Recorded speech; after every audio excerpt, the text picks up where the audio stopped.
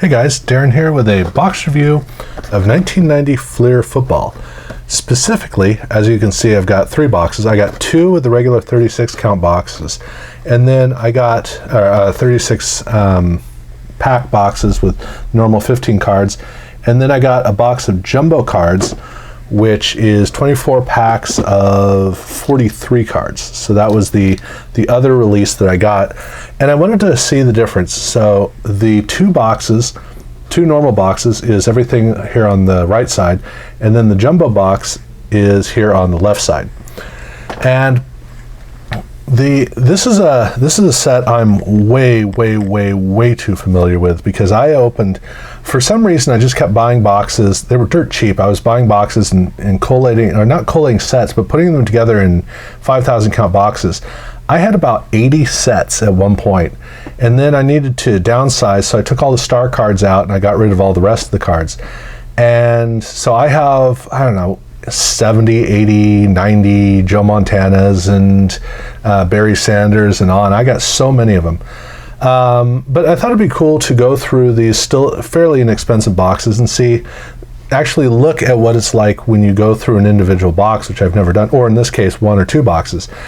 And by doing the comparison like this, it does give almost an equal balance between the two, because you can see from the piles, they're about the same. The sets are almost equally close to a complete set, and there are more doubles on the jumbo side than there are on the regular one.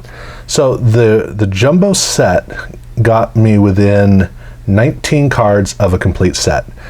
The regular packs, that, let's see, try to remember. No, this is the one. So the 2 boxes got me within 19 cards, and then the jumbo, no, that's, yeah, that's right. So this is, the jumbo box got me within 19 cards, and then over here, this was within 23 cards. So that was the difference. There was, I was 23 cards shy for that box. I just did the looking through at all the cards, and so it's my head's still kind of turned around as I'm looking at the 2 piles, because they look so different, or they look so similar. One thing I wanted to note was, as far as the error cards, both the Evans and Heller cards are the same in the 2 boxes, but with the Kevin Butler card, they're both place kicker on the front, but the jumbo box is place kicker on the back, whereas the regular box is punter on the back. So that's the error that's different between the 2. And then for inserts, I got 10 inserts from the jumbo box. So I got a Jerry Rice, I got an LT, a Ronnie Lott, and Andre Reed, and Rod Woodson. So those were the All-Pro cards I got. I got 11 from the other 2 boxes, so 5 and 6, and I got another Jerry Rice. I got a Barry Sanders here in this box, another Newberry. I got 2 coverts here, Anthony Munoz. I got a Munch, Hilge, Camarillo, and Reed are also doubles, and Reed I got 3 total of his card. So I didn't get a wide variety of cards, and even though I got 21 cards, I'm nowhere near. I'm at about half of a set. I think almost half a set of All-Pros, which is surprisingly far away from what I would have thought from all of these packs. But at any rate, that's what I got for the inserts. As far as the sets go, in that set, I was missing only Dan Marino. Oh no, Dan Marino and Chris Carter, if you count Chris Carter as a significant missing star. So these are the cards I pulled out of my doubles from the jumbo box to fill in, and I had all the cards necessary for completing that set. So I was missing, Ronnie Lott, Phil Simms, Chris Carter, and Mark Rippon. And then here's Dan Marino, so I was missing Marino as well. And those were Anthony Miller. And so those were the cards that I needed from one box to fill out the 2 boxes, these 2 boxes here. On the other side, I came within 2 cards. So I don't think there was anybody of note here. Bobby Humphrey, Andre Ware, the rookie of Andre Ware was was a card that I especially needed, and Andre Rison were the only 2 star players I needed that I was short of here. And like I said, I'm 2 cards shy of a second set. So between the 3 boxes, all 3 of these boxes, I got 1 complete set, and I'm 2 cards shy of a second set. And a whole lot of doubles. Now, as far as the doubles go, I did really well, as you would expect with this many cards, where I got, in the jumbo box, I got an extra Montana, Young, extra Elway, 2 LTs, 3 Chris Carters, even though one of them was necessary for that set, 2 Randall Cunninghams, 2 extra Thurman Thomases, 2 Sterling Sharps, 1 Derek Thomas. There were 3 Dan Marinos, although likewise I needed 1 for the other set. 2 Marcus Allens.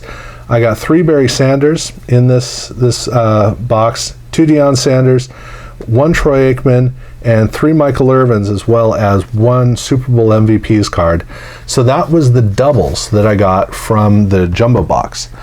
As far as the 2 regular boxes, I got 2 extra Joe Montanas, I got 2 extra Jerry Rices, 1 Steve Young, I got 2 extra John Elways, LT, 3 Cunninghams, 1 Thurman Thomas, 2 Warren Moons, 3 Sterling Sharps, I got Derek Thomas, 2 Marcus Allens, an extra Bo, 2 extra Barry Sanders, Deion Sanders, and then 3 extra of the Super Bowl MVP cards.